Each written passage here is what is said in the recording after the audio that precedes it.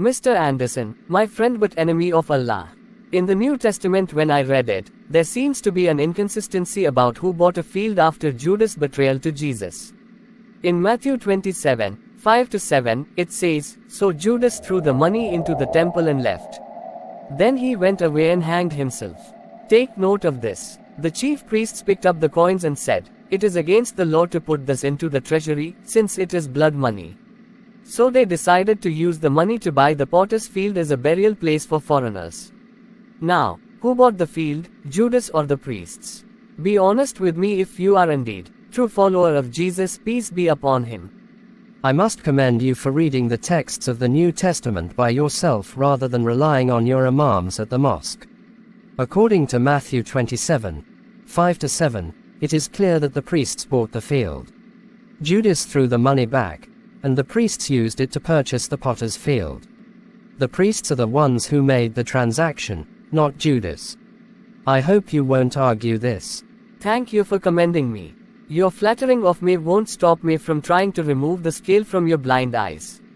You are in darkness. In Acts 1:18, it says, in addition to Matthew, with the payment he received for his wickedness, Judas bought a field. There he fell headlong, his body burst open and all his intestines spilled out. This clearly states Judas bought the field himself. Isn't this a direct contradiction? These accounts can be reconciled. In Matthew, the priests bought the field with the money that originally belonged to Judas, so indirectly, it can be said Judas bought the field through them. Try to understand things without Islamic lens. The religion poisons the brain cells. Acts 1:18 speaks from the perspective that the field was acquired with Judas's money, hence attributing the purchase to him. The transaction was done by the priests, but the funds were Judas's, so both accounts complement each other. That seems like a stretch. You are twisting your book and may Allah punish you for that. My prophet warned about people like you. The text clearly states Judas bought it in Acts, which contradicts Matthew's account where the priests bought it. Don't be smarter than the writer of your book.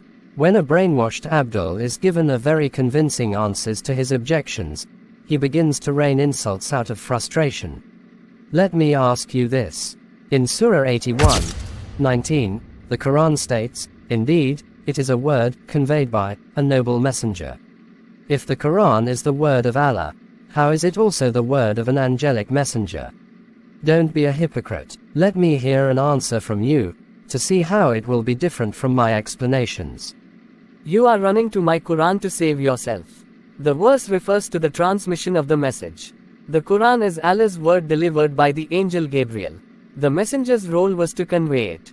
Exactly. Just as the message belongs to Allah but was conveyed by Gabriel, the money belonged to Judas but was used by the priests. To humiliate an Abdul, all that is needed is to use their line of argument against them using their own book called the Quran. So therefore, by your own judgment, it can be said the field was bought by Judas through the priest's actions, reconciling both accounts in a complementary manner. Continue in your delusional mind and rejection of Islam. You need Islam. Islam doesn't need you.